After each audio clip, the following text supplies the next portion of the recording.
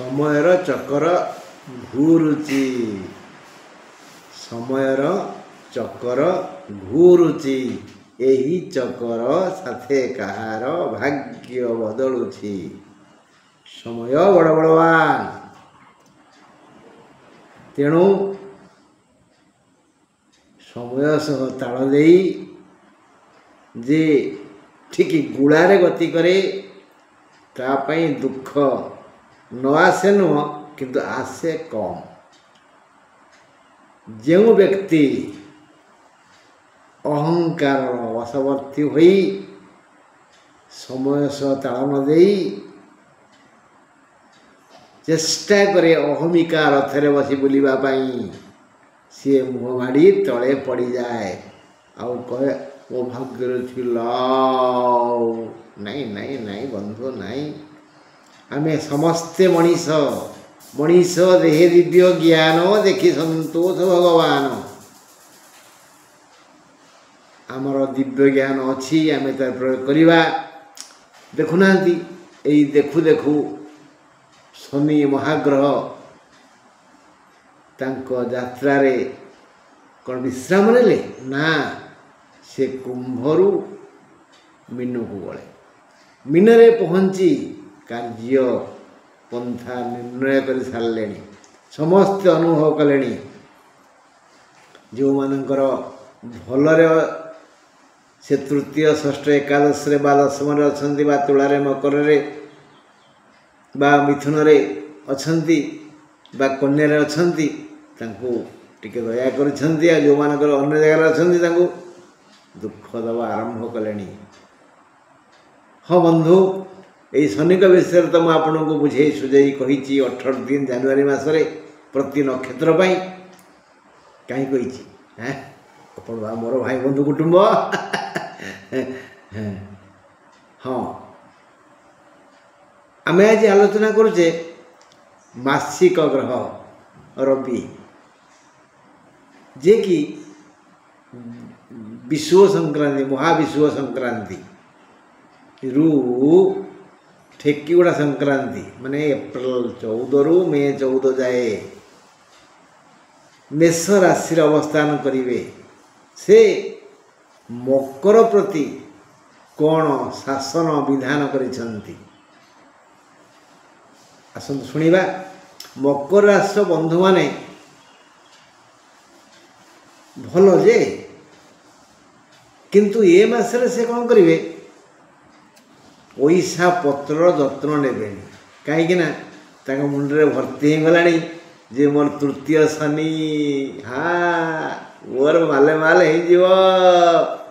ନାଇଁ ନାଇଁ, ମକର ରାଶିକୁ ତମ ଗ୍ରହ ରାହୁ ଓ କେତୁ ପ୍ରବଳ ଧନ ଦେବେ। ତୃତୀୟ ରାହୁ, ନବମ କେତୁ ପ୍ରବଳ ଧନ ଦେବେ। ପଞ୍ଚମ ବୃହସ୍ପତି ଯଥେଷ୍ଟ ବେଶୀ ଧନ ଦେବେ। ଆଉ ତୃତୀୟ ଶୁକ୍ର ବି ଧନ ଅଭାବ କରିବେନି। ତୃତୀୟ ବୁଧଙ୍କ ପାଇଁ ମଧ୍ୟ ଧନ ବୃଷ୍ଟି ହେବ। କିନ୍ତୁ ମକର ରାଶିର ବନ୍ଧୁମାନେ ଆସୁଛି ତ ପୈତୃକ ସମ୍ପତ୍ତି ଯେମିତି ମନ ଇଚ୍ଛା ଖର୍ଚ୍ଚ କରିକିରି ପଛରେ ପସ୍ତେଇବେ, କାନ୍ଦିବେ, ଝୁରି ହେବେ, ପର ପାଖରେ ହାତ ପତେଇବେ, ଦିଅ ଦିଅ ଦିଅ। ନାଇଁ, ମକର ରାଶିର ବନ୍ଧୁମାନଙ୍କୁ ମୁଁ ସତର୍କ କରିଦେଉଛି, ଆସୁଥିବା ଧନକୁ ସଞ୍ଚୟ କରନ୍ତୁ। ଯଦି ଦେବେ, ନିଜର ପ୍ରିୟ ଲୋକକୁ କାହାକୁ ଦିଅନ୍ତୁନି। ଦିନ ଦରିଦ୍ର ଯାହାର ଅଭାବ ଅଛି ସତ୍ପାତ୍ରରେ ଦିଅନ୍ତୁ, ମଙ୍ଗଳ ହେବ। ହଁ, ନିଜ ଲୋକଙ୍କୁ ସହଯୋଗ କରନ୍ତୁ, ବିଳାସ ସମୟ ନଷ୍ଟ କରନ୍ତୁନି। ଫଳରେ ପରେ ବହୁତ ପସ୍ତେଇବେ। ବହୁ ଧନ ଆସିବ, କିନ୍ତୁ ଅଭାବରେ ପଡ଼ିବେ, ଅଭାବରେ ପଡ଼ିବେ, ଅଭାବରେ ପଡ଼ିବେ। ଏବେ ବି କହିଦେଉଛି, କେବଳ ବିଳାସ ବ୍ୟସନରେ ମାତି ମାତି। ଆସନ୍ତୁ ପ୍ରବନ୍ଧଟା ପୂର୍ଣ୍ଣ ଭାବରେ ଶୁଣିବା। କ'ଣ ଲେଖା ଅଛି? ମକର ରାଶି ପାଇଁ ତମ ଗ୍ରହ ଦୁହେଁ ରାହୁ ଓ କେତୁ ଯାହା ଦେବେ ତାହା ନେବେ। ରାହୁ ତୃତୀୟ ହେବେ, ଅତି ପ୍ରବଳ ଧନ ବୃଦ୍ଧି କରିବେ। କିନ୍ତୁ ଏଇ ନକ୍ଷତ୍ର 21, 22 ନକ୍ଷତ୍ର ତ୍ରୟ ବିଳାସ ବ୍ୟସନରେ ଖର୍ଚ୍ଚ କରି ଅଭାବରେ ପଡ଼ିବେ। ଆଗରୁ କହିଥିଲି, ଏବେ ବି କହିଲି। ନବମ କେତୁ ବହୁ ସମ୍ପଦ ବୃଷ୍ଟି କରିବେ, ମାତ୍ର ଏହି ନକ୍ଷତ୍ର ତ୍ରୟ ତାକୁ ରଖି ନ ପାରି ଅଭାବରେ ପଡ଼ିବେ ଓ ହାତ ପାତିବେ, ଧାର ଆଣିବେ, ଉଧାର ଆଣିବେ। ତୃତୀୟ ଶନି ତିନି ନକ୍ଷତ୍ରଙ୍କୁ ମାଲେ ମାଲ କରିବେ, ଧନ ବଢ଼ିବ। ଶୁଣିଲେ ତ, 23 ନକ୍ଷତ୍ରର ଗୁପ୍ତ ଅଙ୍ଗରେ ଅସହନୀୟ ପୀଡ଼ା ଦେବେ ଶନି। 23 ନକ୍ଷତ୍ର ଧନିଷ୍ଠା ମକର। ଶୁକ୍ରଙ୍କ ପାଇଁ ପ୍ରବଳ ଧନାଗମ ହେବ। ପଞ୍ଚମସ୍ଥ ବୃହସ୍ପତିଙ୍କ ପାଇଁ ଯଥେଷ୍ଟ ଆୟ ବଢ଼ିବ। ମାନେ ବ୍ୟବସାୟୀ ମାନେ ଯିଏ ଯେଉଁ ବ୍ୟବସାୟ କରୁଛନ୍ତି, ପାନ ଦୋକାନୀଠୁ ସୁନା ଦୋକାନ ପର୍ଯ୍ୟନ୍ତ, ହୀରା ଦୋକାନୀ ଠାରୁ ଗୁଡ଼ାଖୁ ଦୋକାନ ପର୍ଯ୍ୟନ୍ତ, ଅଖା ଦୋକାନୀ ଠାରୁ ଧାନ ଦୋକାନୀ ପର୍ଯ୍ୟନ୍ତ, ଯିଏ ଯେଉଁ ବ୍ୟବସାୟ କରୁଛନ୍ତି ସେମାନଙ୍କର ବ୍ୟବସାୟ ବଢ଼ିଯିବ। ହୁ ହୁ ବଢ଼ିବ ବନ୍ୟା ଜଳ ଭଳି। ହେଲେ ବ୍ୟବସାୟୀ ବନ୍ଧୁମାନଙ୍କୁ ମଧ୍ୟ ମୁଁ କହିଦେଉଛି, ଲୋକ ଚିହ୍ନି ବ୍ୟବସାୟ କରନ୍ତୁ। ସବୁବେଳେ ଓଠରେ ହସ ଫୁଟାନ୍ତୁ ଏବଂ ବାକି ବକର ଦିଅନ୍ତୁନି, ବୁଡ଼ିଯିବ। 21 ନକ୍ଷତ୍ରର ଦେହ ପୀଡ଼ା ବେଶୀ ହେବ। ହେଲା, ଦେବେ କିଏ ନା ବୃହସ୍ପତି। ସେଇ 21, 23 କହିଥିଲେ, 21 କି 23 କି ଶନି ପୀଡ଼ା ଦେବେ, 21କୁ ବୃହସ୍ପତି ପୀଡ଼ା ଦେବେ। 22, 23 ନକ୍ଷତ୍ର ଦ୍ୱୟ ରୋଗରେ ପଡ଼ି ଘାଣ୍ଟି ହେବେ। ବହୁ ଦୂରକୁ ଯାଇପାରନ୍ତି।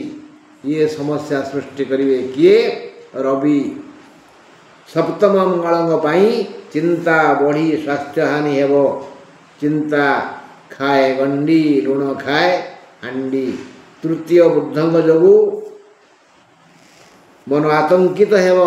ସବୁବେଳେ ଶଙ୍କା ଲାଗିବ ମନ ମଧ୍ୟରେ, ସେ ବୋଧେ ମାରିବ, ଆଉ ନାଇଁ ସେ ଶୋଧିବ, ଆଉ ଅନ୍ଧାରରେ ଗଲେ ଯଦି ପିଟି ଦିଏ, ମୁଁ ଅନ୍ଧାରରେ ଯିବିନି, ତୁ ଆସୁନୁ ମୋ ସାଙ୍ଗରେ। ଏଇଭଳି ମନକୁ ଆତଙ୍କିତ କରିବ ତୃତୀୟ ବୁଦ୍ଧ। ମାନେ ଡର ଲାଗିବ। ପଞ୍ଚମରେ ଗୁରୁ, ଏଣୁ ଛାତ୍ରଛାତ୍ରୀ, ବୈଜ୍ଞାନିକ ଓ ଗବେଷକମାନଙ୍କ ପାଇଁ ଏ ମାସଟି ଉତ୍ତମ ଫଳଦାୟକ ହେବ। ସେମାନେ ଯଥେଷ୍ଟ ବେଶୀ ଲାଭ ପାଇବେ। ତାଙ୍କର ଗବେଷଣା, ଛାତ୍ରଙ୍କର ଗବେଷଣା ପରିଶ୍ରମ, ବୈଜ୍ଞାନିକ ଓ ଗବେଷକମାନଙ୍କର ଗବେଷଣା ସଫଳ ହେବ। ପାରିବାରିକ ଆୟ ବଢ଼ିଯିବାରୁ ମହିଳାମାନେ ଖୁବ୍ ଉଲ୍ଲସିତ ହେବେ, ପ୍ରଫୁଲ୍ଲିତ ହେବେ। ଦ୍ୱିତୀୟାଧିପ ଶନି ତୃତୀୟରେ, ମିତ୍ର ଗ୍ରହମାନଙ୍କ ମେଳରେ, ଏଣୁ ପାରିବାରିକ ଶାନ୍ତି ବଢ଼ିବ, କୁଟୁମ୍ବରେ ଶାନ୍ତି ବଢ଼ିବ। ହେଲା, ଧନ ଆସିବ ନା। ଆପଣ ଧନ ଖର୍ଚ୍ଚ କରିବେ, ପରିବାର ସଦସ୍ୟମାନେ ଖୁସି ହେବେ। ଧନ ସରିଗଲେ ଯଦି କହିବେ କାହାକୁ, କ'ଣ କରିବାରେ ପଇସା ପତ୍ର ସରିଗଲା, ମୁଁ କ'ଣ କରିବି, ତୁମେ ଟିକେ ଚେଷ୍ଟା କରୁନ ଆଉ କେଉଁଠୁ ଆସିବ। ହୁସିଆର।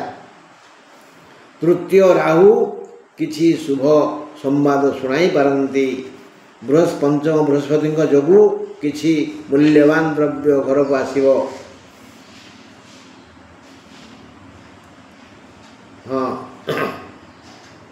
କେତୁ ନବମରେ ହେତୁ, ବାକିଆ ଅର୍ଥ ଫେରି ଆସିବ।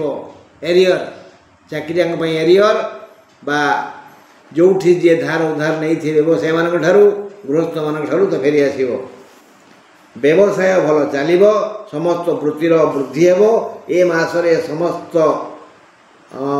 ମକର ରାଶିର 3ଟି ଯାକ ନକ୍ଷତ୍ର ସୁଖ ଓ ଶାନ୍ତିରେ ଦିନ କାଟିବେ। ଯେଣୁ ପଞ୍ଚମସ୍ଥ ବୃହସ୍ପତି, ତୃତୀୟରେ ଶୁକ୍ର, ତୃତୀୟ ଶନି, ତୃତୀୟ ରାହୁ ଓ ନବମ କେତୁ ମିଳିତ ଭାବରେ ଧନ ଦେବେ।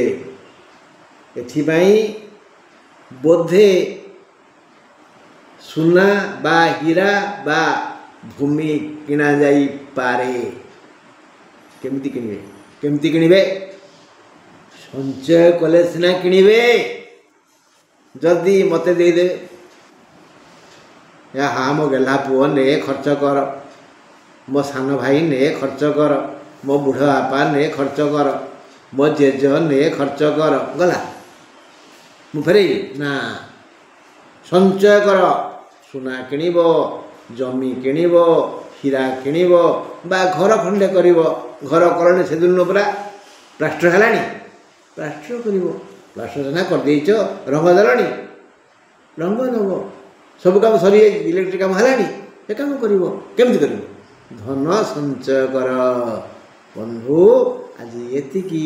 ଯଦି ଈଶ୍ୱର ଚାହିଁବେ କାଲି ଆମେ କୁମ୍ଭ ରାଶି ଉପରେ ଅବଶ୍ୟ ଆଲୋଚନା କରିବା। ରହିଲି, ନମସ୍କାର।